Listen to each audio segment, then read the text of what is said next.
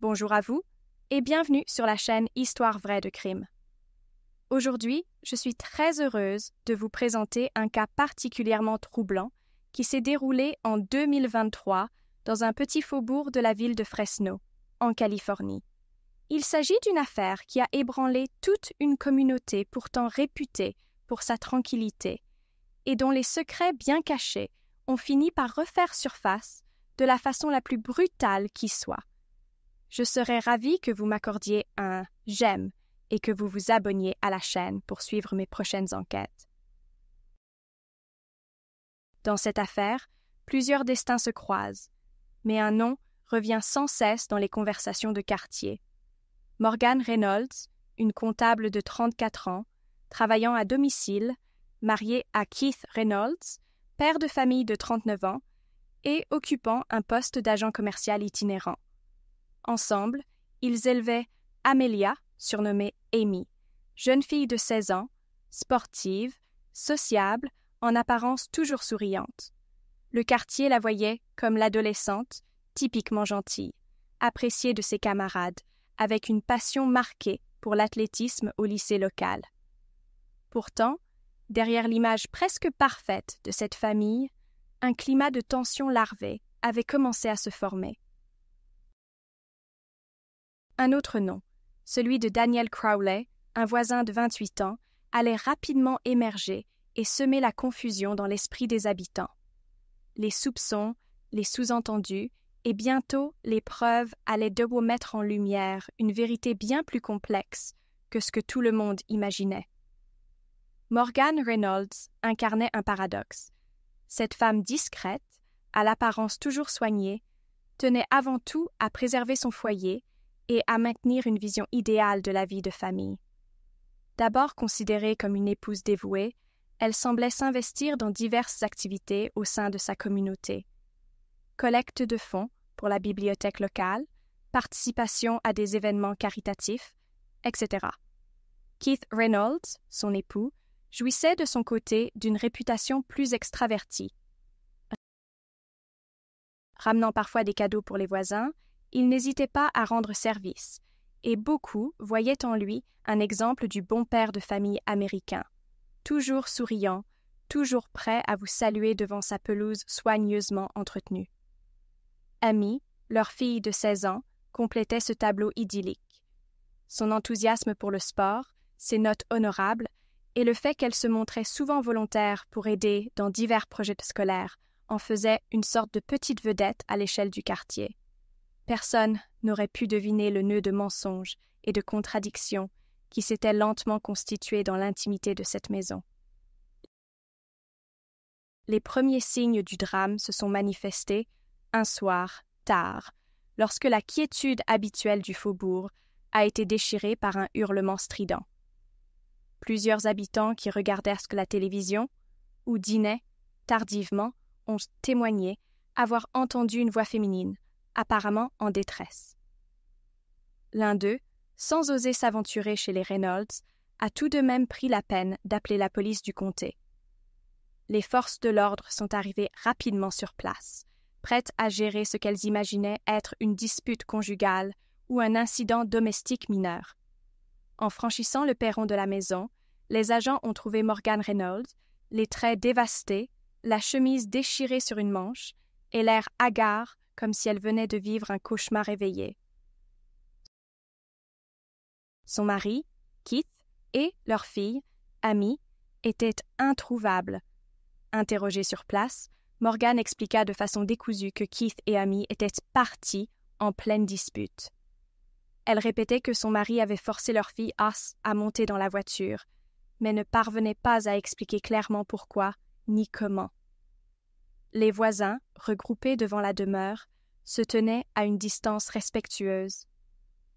Ils observaient, racontant aux policiers qu'ils avaient entendu du bruit de verres cassés, quelques cris, mais rien qui n'indiquât un enlèvement violent. À l'intérieur, le mobilier n'était pas retourné sens dessus-dessous. On ne voyait pas de taches de sang, pas de vitres brisées, juste une lampe renversée au milieu du tapis et des photos de famille déchirées, éparpillées au sol.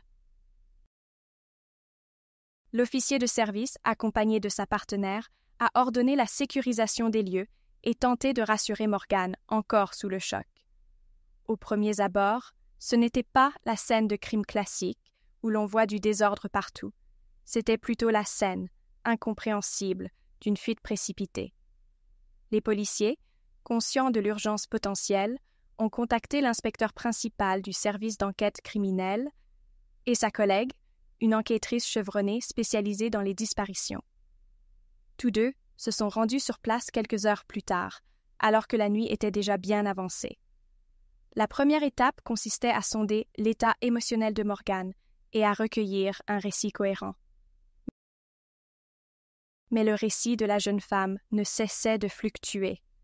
Tantôt, elle clamait que Keith avait menacé de fuir avec Amy. Tantôt, elle prétendait qu'il s'agissait de la simple suite d'une dispute conjugale, que peut-être ils allèrent revenir. Ses mains tremblaient, son regard fuyait parfois les questions directes, et elle éludait systématiquement certains détails. Il y avait un étrange hiatus entre son apparente panique et des silences prolongés qui laissaient supposer qu'elle n'était pas tout à fait honnête. Il fallait alors dresser un profil détaillé de l'affaire. Les enquêteurs ont demandé l'autorisation d'examiner la maison de fond en comble. Ils ont relevé que la chambre d'Amy était quasiment intacte, hormis un lit à moitié défait et une chaise renversée près de la coiffeuse.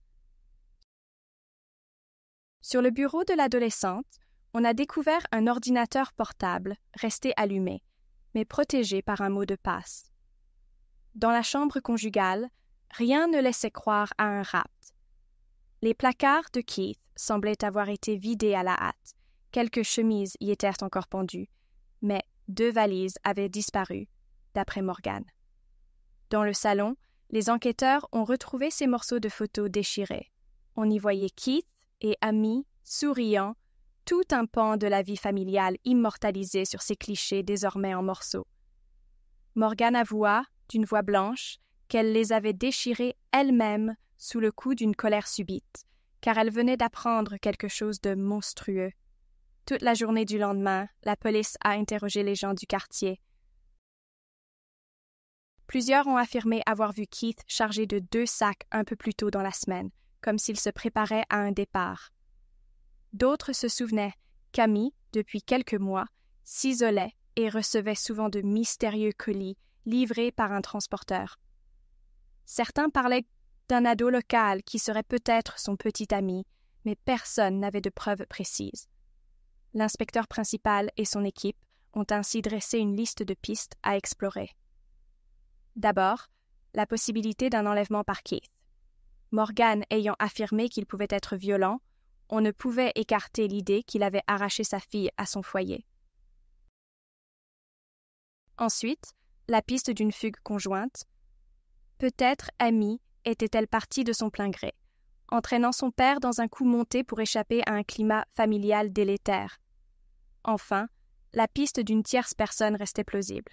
Et si un individu avait forcé Keith et Amy à fuir, peut-être par chantage. Les enquêteurs ont alors commencé à examiner les comptes bancaires, les relevés téléphoniques, toutes les habitudes quotidiennes de la famille.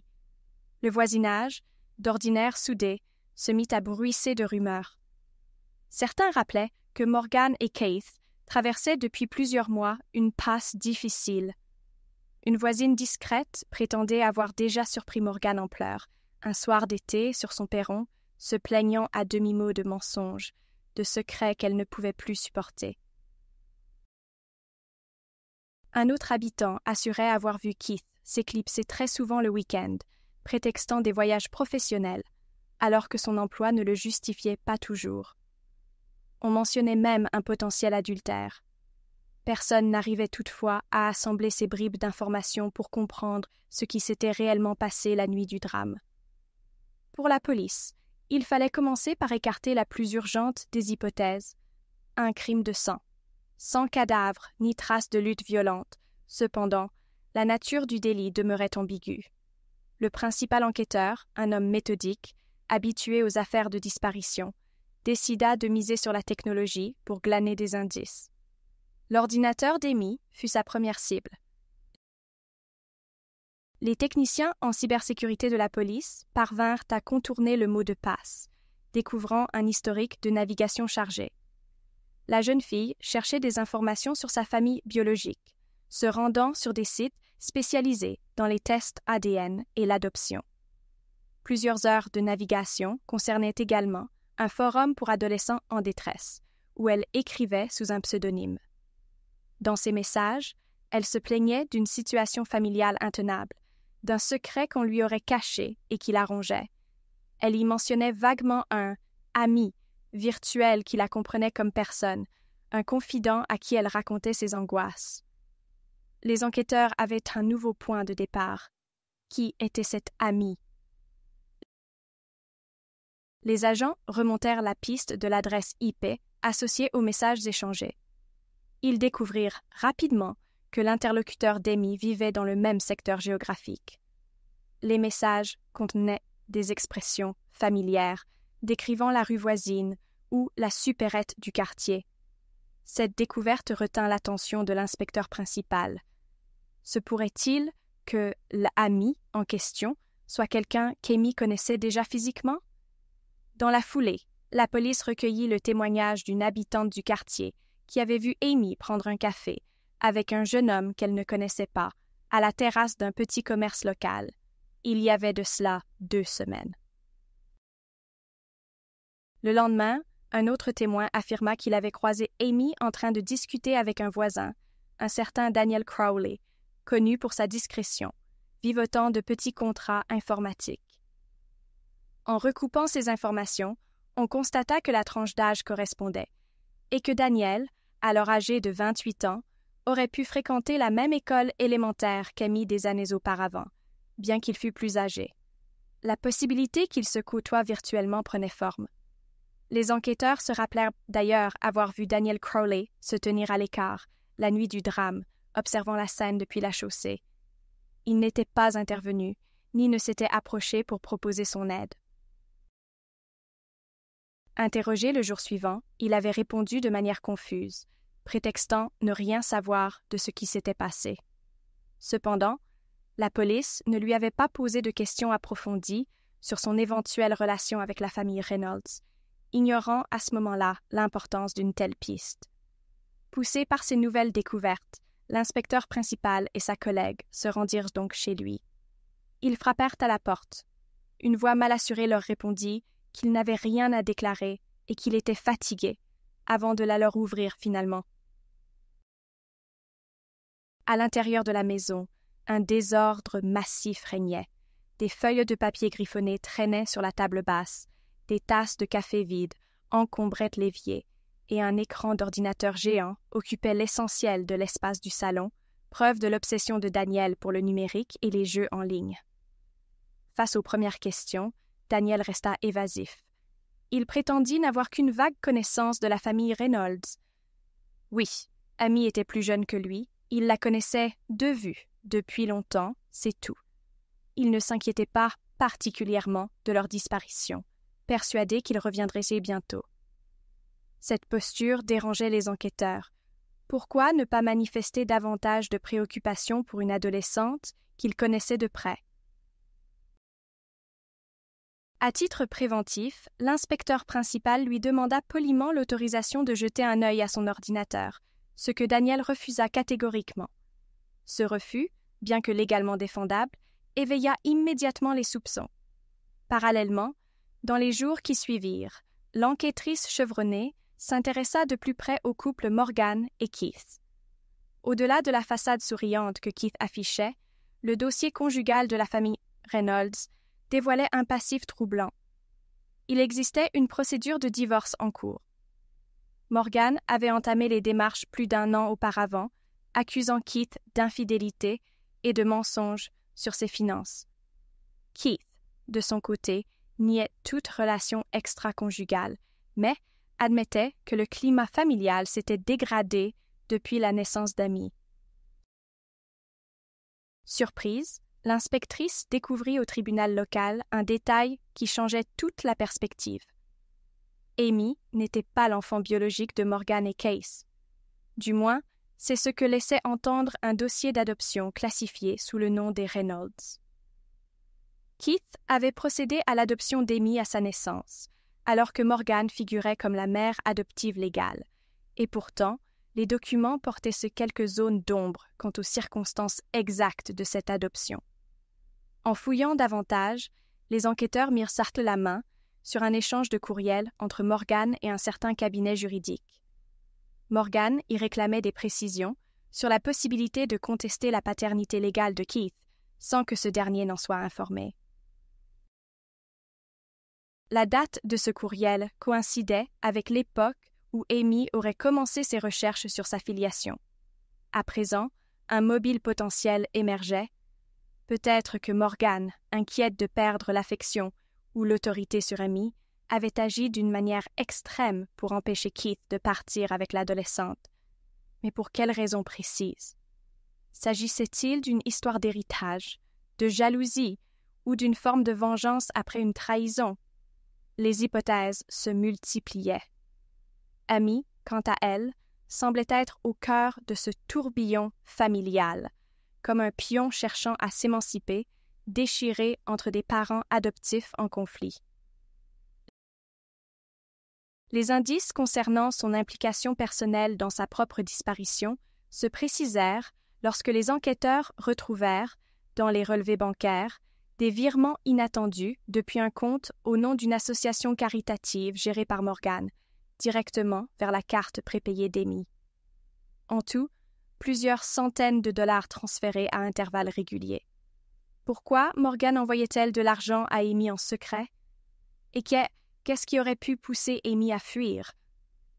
Pour répondre à ces questions, les enquêteurs accélérèrent leur travail d'analyse numérique sur les messages entre Amy et son mystérieux confident. Après l'obtention d'un mandat, ils forcèrent Daniel Crowley à laisser la police examiner son ordinateur. Ce dernier se montra extrêmement nerveux lors de la fouille. Son disque dur présentait des partitions cryptées. En les déchiffrant, les informaticiens policiers mirent la main sur une série de conversations troublantes. Sous un pseudonyme énigmatique, Daniel y encourageait Amy à tourner le dos à sa famille, lui promettant un avenir plus radieux loin de Fresno. Certains messages, saturés de déclarations pseudo-romantiques, suggéraient qu'il nourrissait pour elle un intérêt sentimental inquiétant, compte tenu de leur différence d'âge. De plus, dans ces conversations, Amy semblait fascinée par l'idée de trouver ses parents biologiques et parlait d'un soi-disant plan pour quitter définitivement son foyer. Mais jamais on n'y lisait que Keith l'avait forcée à quoi que ce soit. Au contraire, elle décrivait souvent son père comme un protecteur, embourbé lui aussi dans les mensonges de Morgan. Les enquêteurs contactèrent Morgan pour la confronter à ses découvertes, mais la jeune femme refusait toujours de coopérer franchement. Souvent, elle modifiait son récit, parlant d'une hypothétique liaison sentimentale entre Keith et une autre femme, ou lançant des accusations confuses, comme si elle cherchait à diluer son propre rôle. Au bout de plusieurs interrogatoires, elle finit par lâcher un élément capital. Elle avait passé un accord secret avec Daniel Crowley. Selon ses dires, elle se sentait piégée dans un mariage sans amour. Elle savait que Keith préparait son départ et craignait de perdre à la fois la garde d'Amy et son soutien financier. Daniel, de son côté, avait proposé de l'aider en échange d'un dédommagement. Morgan laissa entendre que Daniel avait clairement une obsession envers Amy et que, pour des raisons à la fois financières et émotionnelles, elle l'avait laissé approcher sa fille sur Internet, espérant retourner la situation à son avantage. Dans les couloirs de la police, cette révélation suscita une onde de choc. Morgan aurait-elle réellement poussé Amy dans les bras de Daniel pour se venger de Keith, tout en soutirant de l'argent à Daniel, ou en recevant des services en contrepartie? Dans les messages trouvés sur son ordinateur, Daniel parlait de faire pression sur Keith, le menaçant de révéler un lourd secret si jamais il refusait de céder. Le puzzle prenait forme.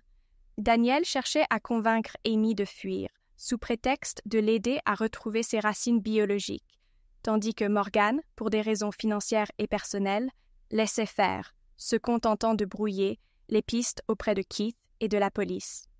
Cette entente malsaine devait rester cachée, sous peine de conséquences graves pour Morgan, qui redoutait un scandale public et la perte de toute crédibilité. Mais ce scénario ne tenait toujours pas compte de la disparition de Keith et d'Amy. Où étaient-ils? Les enquêteurs émirent l'hypothèse suivante. Découvrant le plan de Morgan et de Daniel, Keith aurait décidé de protéger Amy et de s'enfuir avec elle, loin de Fresno, afin de la soustraire à l'emprise de ce voisin manipulateur. Cette hypothèse fut renforcée par la découverte d'une empreinte numérique sur le GPS de la voiture de Keith, abandonnée sur un parking d'une petite ville côtière. La dernière localisation connue du véhicule correspondait à un motel bon marché près d'un rivage isolé. L'inspecteur principal dépêcha aussitôt une équipe sur place, espérant y trouver un indice tangible. Après plusieurs jours de recherche, la police tomba sur Keith et Amy, recensés sous un faux nom dans le registre d'un motel situé à plus de 300 km de Fresno. Keith était épuisé, Amy en pleurs, tous deux effrayés à l'idée d'être retrouvés par Morgan ou Daniel. Les policiers leur annoncèrent qu'ils n'étaient pas en état d'arrestation. Ils voulaient seulement les ramener pour éclaircir la situation. Keith expliqua s'être senti acculé. Amy lui avait révélé à quel point Daniel la harcelait, la poussait à partir, l'enveloppant dans une sorte de romance empoisonnée, profitant de sa naïveté et de ses doutes sur ses origines. Kate avait décidé de l'emmener loin pour la protéger, craignant les représailles de Daniel, mais ignorait encore le rôle trouble joué par Morgan. Il affirma n'avoir jamais eu l'intention de priver Amy de sa liberté et se défendit de toute violence. Amy confirma sa version. Elle était partie volontairement, persuadée, sur le moment, que fuir la ville était la seule issue pour couper court aux pressions. Les enquêteurs, soulagés de voir Amy vivante, les escortèrent jusqu'au commissariat de Fresno. Là, un nouveau chapitre s'ouvrit. Il s'agissait désormais de déterminer les responsabilités de chacun et les chefs d'accusation possibles.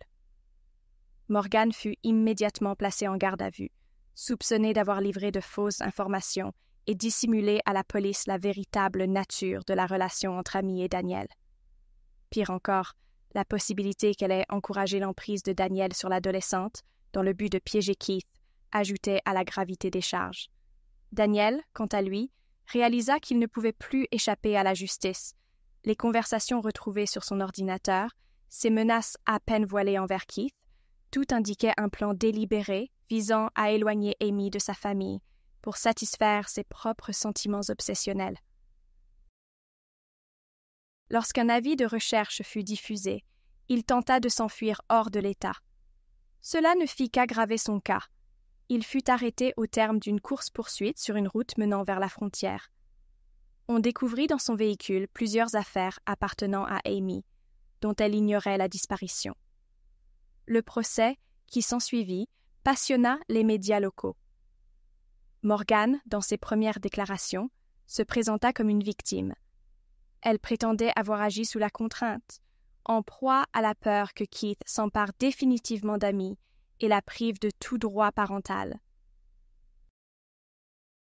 Les avocats de la défense invoquèrent un état émotionnel délétère, une dépression et un syndrome de stress post-traumatique, soulignant que Morgan avait grandi dans une famille adoptive à problème et aurait craint de revivre un abandon. Toutefois, l'accusation démontra que Morgan avait sciemment passé des accords avec Daniel, qu'elle lui avait communiqué des informations confidentielles sur les déplacements d'Amy et qu'elle n'avait jamais informé la police de la véritable situation, même après la disparition de sa fille. Les témoignages de Keith et d'Amy confirmèrent que Morgan jouait un double jeu, se montrant tantôt protectrice, tantôt hostile, comme si elle cherchait à manipuler la situation pour arriver à ses fins. Daniel fut jugé séparément, quoique dans des audiences parallèles, afin de déterminer le degré de culpabilité spécifique à ses actes. Les procureurs soulignèrent la nature calculée de ses échanges avec Amy, prouvant qu'il l'avait encouragée à couper les ponts avec sa famille. et ce, à des fins ambiguës, mêlant obsession sentimentale et désir, de la soustraire à la vigilance de Keith.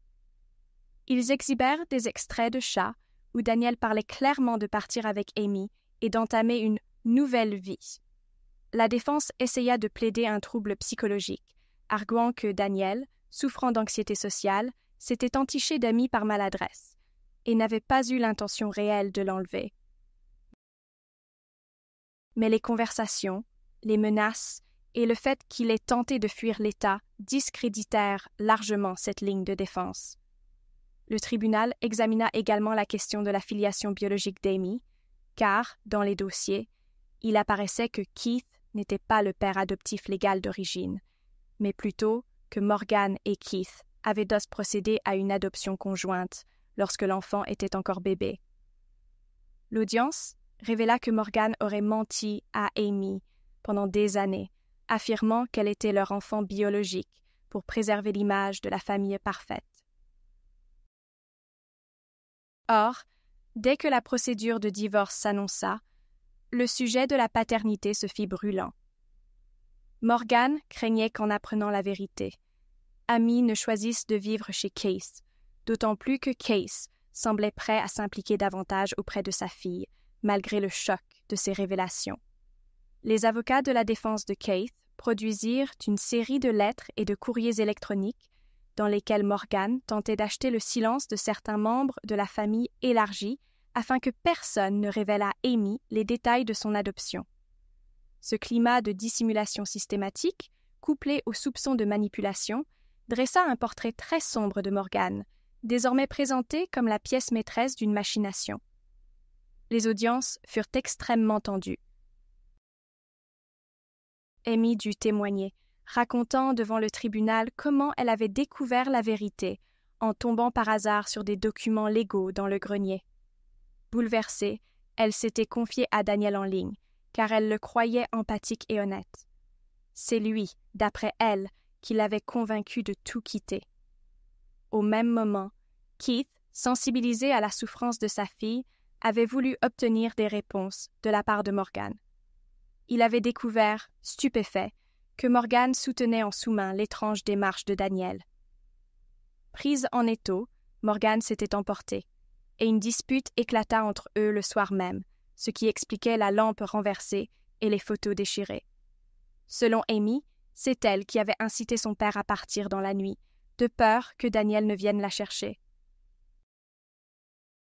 Keith avait cédé, redoutant la confrontation avec un individu dont il ne connaissait pas bien l'instabilité. Les éléments de preuve recueillis par la police, messages, virements bancaires, témoignages, s'emboîtèrent comme les pièces d'un puzzle implacable, conduisant à un verdict. Morgan fut reconnu coupable de fausses déclarations aux autorités et de complicité d'enlèvement, même si l'enlèvement en question était déguisé en fuite. Daniel, pour sa part, fut jugé coupable de tentative d'enlèvement et de corruption d'une mineure, avec circonstances aggravantes liées à l'abus psychologique et à la manipulation exercée sur Amy. Keith, bien qu'il ait pris la fuite avec sa fille, ne fut pas poursuivi en justice, la Cour estimant que ses motivations relevèrent de la protection d'Amy, menacée par le plan ourdi par Daniel, et la duplicité de Morgan. Amy, considérée comme victime dans cette affaire, bénéficia d'un suivi psychologique et fut placée temporairement sous la protection de l'État pour éviter tout nouvel incident. La presse locale se passionna pour ce procès, parlant parfois de « triangle toxique » ou de « complot familial », et soulignant la cruelle ironie d'une mère censée aimer sa fille, mais qui, par peur et par intérêt, avait échafaudé un stratagème contraire à toute morale. Sur le long terme, l'affaire laissa des traces profondes au sein de la communauté. Certains voisins, qui se souvenaient de la facette enjouée de Keith, furent choqués de découvrir l'étendue des non-dits dans cette famille. D'autres, qui considéraient Morgan comme une voisine admirable, ne surent comment réconcilier l'image de la mère volontiers, impliquée dans la vie associative, et celle d'une femme prête à monnayer la sécurité de sa fille. Il en alla de même pour Daniel. Plus personne ne le regardait comme un programmeur inoffensif, renfermé dans son univers de code et de papier. Loin d'être un simple individu farouche, il était désormais catalogué comme un manipulateur rusé, et son emprisonnement marqua la fin de sa présence inquiétante dans ce quartier paisible. Du point de vue juridique et judiciaire, Morgan s'attira une peine de prison assortie d'une mise à l'épreuve, tandis que Daniel écopa d'une peine plus lourde, principalement en raison de l'aggravation liée à la minorité d'Amy. À sa sortie, Morgan dut suivre une thérapie et se plier à des restrictions sur ses contacts avec Amy, du moins jusqu'à ce que l'adolescente atteigne sa majorité et puisse décider elle-même des termes de la relation. Keith obtint la garde exclusive d'Amy, et tous deux durent, durant plusieurs mois, vivre sous un programme de protection allégé dans un autre comté. Les spécialistes en santé mentale s'inquiétaient de l'impact à long terme que cette affaire pourrait avoir sur Amy.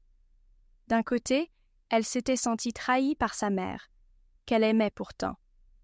De l'autre, elle s'en voulait d'avoir été naïve face aux flatteries de Daniel et regrettait de n'avoir pas cherché immédiatement de l'aide auprès de l'école ou d'autres adultes plus dignes de confiance.